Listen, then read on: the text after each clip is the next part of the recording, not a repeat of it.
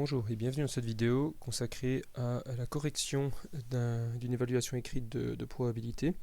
Alors la vidéo s'adresse avant tout à ma classe de 23H dans le lycée où je travaille, mais si vous êtes un curieux qui passez par là, vous pouvez mettre pause maintenant, faire l'évaluation en exercice et puis écouter la correction et les solutions. Voilà. Donc du coup, le premier exercice est tiré d'un ancien examen de maturité et il consiste en une pêche de poissons. Il y a un étang qui contient 30 poissons, 10 perches, 12 brochets et 8 truites. Et on sort ces poissons avec une nasse qui sort 8 poissons à la fois. Et puis donc on va poser des questions sur qu'est-ce qui peut se passer quand on sort 8 poissons. Remarquez que c'est typiquement un exercice de combinaison puisque on a un ensemble de 30 éléments qui ont certaines propriétés et on va en prendre un sous-ensemble sans tenir compte de l'ordre puisque quand on pêche avec une nasse, les poissons sortent tous en même temps et puis pas un par un. Voilà. Alors, la première question qui est la question, j'ai envie de dire, d'entrée en matière, calculer la probabilité qui est 2 perches, 3 brochets et 3 truites dans la sélection.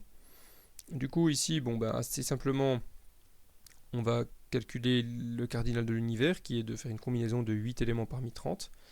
Et puis, on va utiliser ça pour diviser la sélection particulière qu'on veut faire, c'est-à-dire prendre 2 perches parmi 10, 3 brochets parmi 12 et 3 truites parmi 8. Et du coup, cette combinaison divisée par celle-là, ça nous donne 2,47%. Ensuite, on calcule la probabilité de sortir au plus 2 brochets.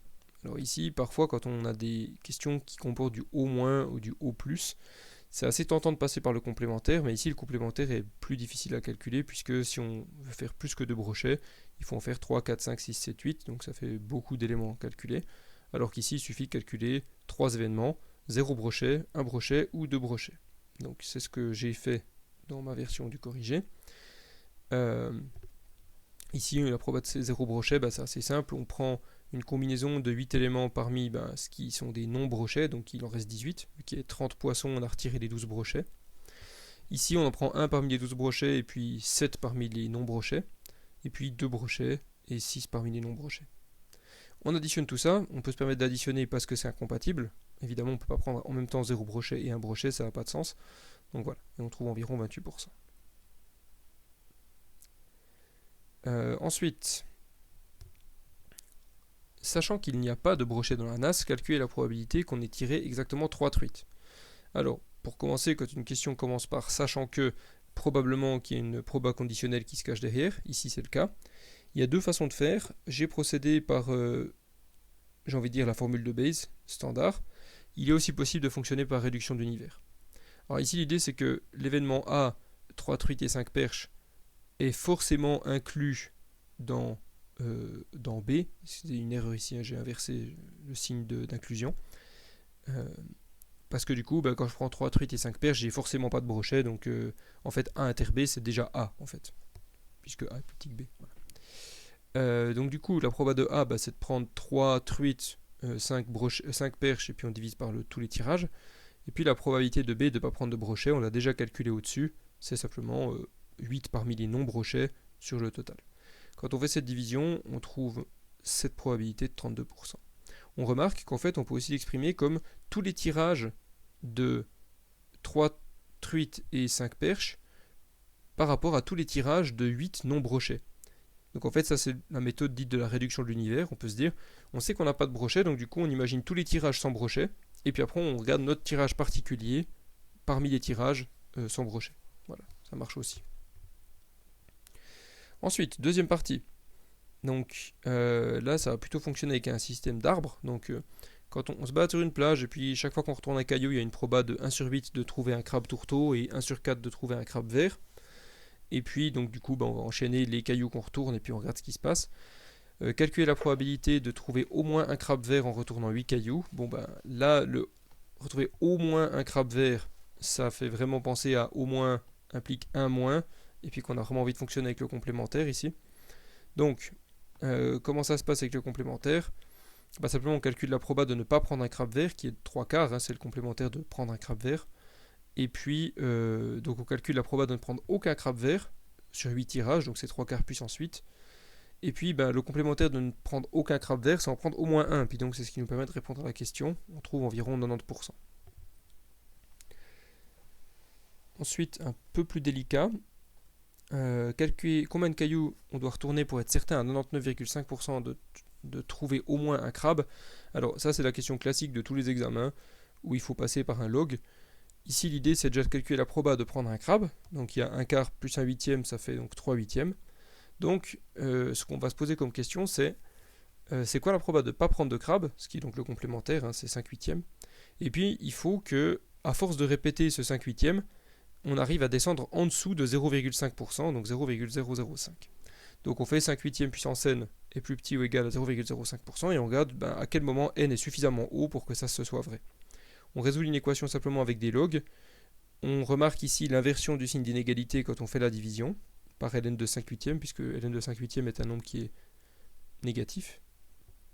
On trouve 11,27 et du coup ça veut dire qu'il faut au moins 12 cailloux pour réussir à avoir une telle certitude vis-à-vis du fait de croiser au moins un crabe vert. Voilà. Ensuite la question 3 était plus compliquée, il y avait une façon assez élégante de le faire qu'un élève m'a proposé, donc je parlerai à la fin. Ici l'idée c'est, en retournant 3 cailloux on a trouvé exactement 2 crabes. Calculer la probabilité d'avoir au moins un crabe tourteau. Alors ici c'est important, ça se voit pas forcément dans la formulation, mais c'est important de comprendre que c'est une probabilité conditionnelle. Parce que la question c'est pas juste de dire je retourne 3 cailloux et je trouve un tourteau. C'est je retrouve 3 cailloux, j'ai trouvé exactement 2 crabes et parmi ces crabes il y a un tourteau. Donc par exemple il ne faut pas tenir compte des éléments, enfin j'ai envie de dire, des issues du type caillou caillou tourteau par exemple, ça marche pas, enfin c'est-à-dire vide vide tourteau. On sait qu'il y a exactement 2 crabes, donc en fait les options c'est vide tourteau tourteau, vide tourteau vert, vide vert tourteau ou bien vide vert vert. D'accord. Et puis du coup, soit on fait une réduction d'univers, ce qui est assez intéressant, j'y viens à la fin, parce que ça raccourcit quand même pas mal le calcul si on le saisit bien. Et puis sinon, on fonctionne bêtement brute force. On calcule les situations favorables, c'est-à-dire soit je prends 2 tourteaux, donc je fais tourteau tourteau vide, ou bien tourteau vide tourteau, ou bien vide tourteau tourteau. Je vais pas dire tourteau autant de fois, mais voilà. Après, soit on prend un tourteau et un vert, donc du coup on peut faire TVX, TXV, ainsi de suite. On fait tous les anagrammes de TXV, X étant les cailloux vides, V étant vert. Ouais, c'était pas très habile comme choix, mais voilà. Enfin, X c'est pas de crabe, V c'est vert, et puis T c'est tourteau. Donc du coup, on calcule la proba de faire TTX, et puis fois le nombre d'anagrammes. Hein. Finalement, ici c'est une loi binomiale. Ici c'est une multinomiale, donc on a une fois chaque élément, et puis on a 6 façons de les organiser. Donc, vu qu'on a 30 256e ici et 15 512e, ensemble ça fait 75 512e. Et ça, c'est la proba de prendre un ou deux tourteaux et un caillot vide. Et donc, finalement, en fait, ça, c'est la proba de ce que je vais ensuite appeler A inter B, puisque A, c'est prendre un ou deux tourteaux, et puis B, c'est prendre un caillot vide sur les trois. Maintenant, donc, pour calculer une proba conditionnelle, on fait P de A inter B sur P de B. P de B, ça se calcule assez facilement. Il faut qu'un des trois cailloux soit vide, donc du coup, de nouveau, c'est une loi binomiale. On fait du 5 huitième divisé par, fois du 5 huitième puissance 2. Ça, c'est pour les cailloux avec crabe. Ça, c'est le caillou sans crabe. Et puis 3, puisqu'il y a 3 façons de placer le caillou sans crabe. C'est soit le premier, soit le deuxième, soit le troisième. Donc, en divisant ces deux probas, on trouve 75 135e et puis on trouve 5 neuvième. Voilà. Il y avait une façon assez élégante de le faire, de dire, ok, je réduis mon univers au fait que je sais que j'ai pris 2 crabes. Et puis maintenant, parmi ces 2 crabes, lesquels sont des tourteaux, en fait. Et puis, on constate que la réduction d'univers ici, ce serait de dire, en fait, dans les 3 chances sur 8 que j'ai d'avoir pris un crabe, il y en a 2 sur 8 qui sont des vers et 1 sur 8 qui sont des tourteaux. Donc en fait, quand je sais que j'ai pris un crabe, j'ai une chance sur 3 que ce soit un tourteau, puis 2 chances sur 3 qu'il soit vert. Et en fait, on doit juste exclure l'événement où je fais vert-vert. Donc en fait, je vais faire 1 moins 2 tiers au carré. Ça fait 1 moins 4 neuvième, puis ça fait effectivement 5 neuvième. On y arrive aussi comme ça. J'ai trouvé cette méthode assez élégante. Ensuite, l'exercice 2, donc du coup, vu qu'il n'y avait pas encore eu d'arrangement jusque-là, j'ai mis des arrangements. L'idée, c'est, on essaie d'organiser une journée de 4 projections de films de James Bond. On prend 4 films parmi les 25 existants et on fait une projection. Enfin, on fait 4 projections. L'ordre est important ici parce que c'est pas tout à fait le même programme, dans le sens où l'affiche ne sera pas la même, par exemple. Donc, ici, on va considérer des arrangements. Typiquement, pour la question 1, combien de journées différentes on peut faire, c'est A24-5, enfin, pardon, 1-25-4. C'est-à-dire, je prends 4 éléments parmi 25, qui est environ 330 000 façons de faire. Et donc, du coup, pour l'événement numéro 1, qui est calculer la probabilité qu'aucun film de Daniel Craig ne soit projeté, c'est simple. On prend tous les arrangements qui ne contiennent pas de film de Daniel Craig. Vu qu'il y en a 5, il reste 20 autres films. Donc ici, on prend A à 4, 20, je prends 4 films parmi les 20 qui ne sont pas de Daniel Craig, et puis je divise par l'ensemble, enfin l'univers, et j'arrive à 38%. La question numéro 3 était, enfin la C était vraiment simple, et beaucoup de gens se sont compliqués la vie pour pas grand chose. Ici, on demande de calculer la probabilité que le programme commence par un film de Roger Moore. Et du coup, là, c'est assez simple. Parce que c'est juste, je choisis le premier film, il y a 7 films avec Roger Moore, sur 25, la proba, c'est simplement 7 25e. Il n'y a pas besoin de calculer le reste, en fait. On imagine éventuellement qu'on prend les films un à un, le premier, ah bah tiens, c'est celui de Roger Moore, 7 25e, c'est fini. C'était un point relativement facilement obtenu. Ensuite, déterminer par calcul si les événements E1 et E2 sont indépendants. Ici, il y a une erreur assez systématique. Beaucoup de gens n'ont pas compris en fait comment fonctionne l'indépendance. Ils tournent en rond. Le truc, c'est que vous ne pouvez pas calculer P de E1 inter E2 comme étant P de E1 fois P de E2. Parce que si vous faites ça, vous supposez que c'est indépendant en fait.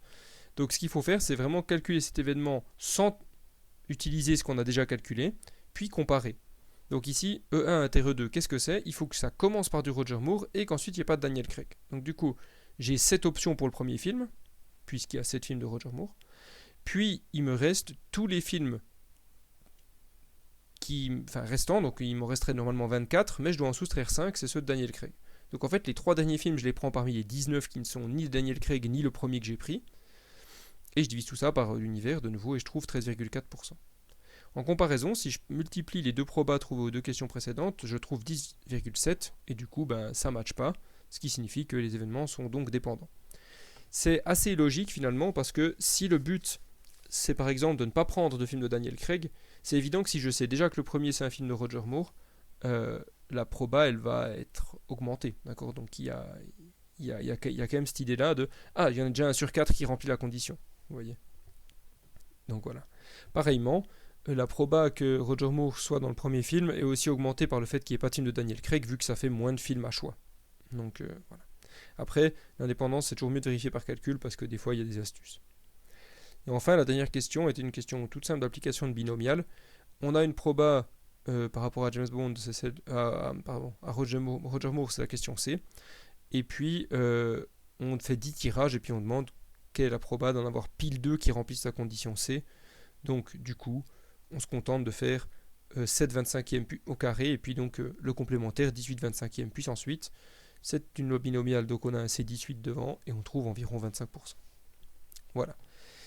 J'espère que cette vidéo vous aura été utile pour mieux comprendre cette évaluation, qui globalement s'est pas si mal passée, même si il y a quand même eu quelques copies inquiétantes. Globalement, il y a quand même beaucoup de questions qui fonctionnent bien, mais je dirais les deux problèmes principaux, c'est les probas conditionnelles qui ne sont pas forcément bien comprises au niveau conceptuel de qu'est-ce que c'est une condition. Et puis enfin, il y a surtout l'indépendance en fait qui a été assez mal comprise, parce que souvent les gens en fait tournent en rond et puis vérifient l'indépendance en supposant que c'est indépendant, puis du coup ils trouvent que c'est indépendant, ce qui est évident, quoi. Voilà. Merci pour votre attention et à bientôt.